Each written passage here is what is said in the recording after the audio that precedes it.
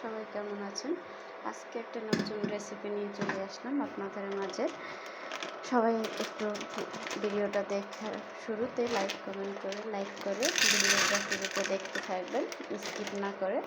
দেখতে পাচ্ছেন সেই সুন্দর একটু পাস্তা আজকে রেসিপি, খুব সুন্দর। সবাই একটু ভিডিওটা দেখে লাইক কমেন্ট করে পাশে থাকবেন। যে ফুটন্ত গরম জলে দিয়ে দিলাম পাস্তাটা, একটু সিদ্ধ করে নেব। তার সাথে আবার দিয়ে দিলাম কিছুটা পরিমাণে নুডলস। সবাই ভিডিওটা শুরু থেকে শেষ পর্যন্ত দেখতে থাকবেন, স্কিপ না করে। দেখতে পাচ্ছ বন্ধুরা, অল্প আছে, ভালো করে এগুলো সিদ্ধ করে নিচ্ছি। অবশ্যই সবাই পাশে থাকো। এই যে সিদ্ধ করা হয়ে গেছে, এখন আমি নুডলসগুলো ঢেলে নেব।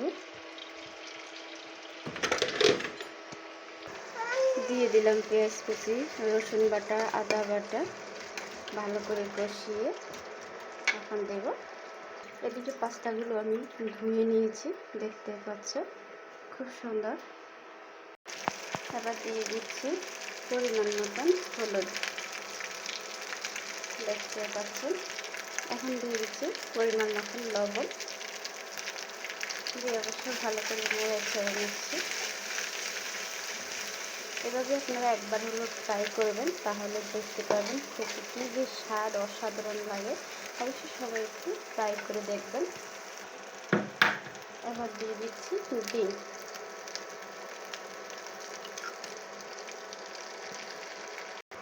ডিমটা একটু ভালো করে নেড়ে ছেড়ে এবার দিয়ে দেব পাস্তা। দেখতে আছো আগে থেকে সিদ্ধ করা আছে সে স্বাদের পাস্তা।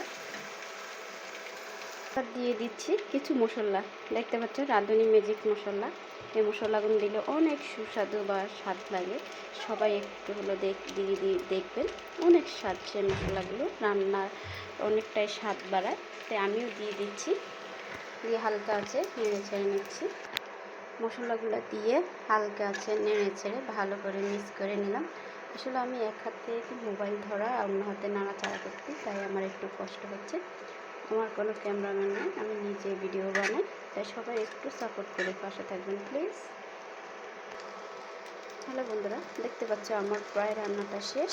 এখন তোমাদেরকে পরিবেশন করে দেখাবো, দেখতে পাবে কেমন হয়েছে। পাশে থাকো।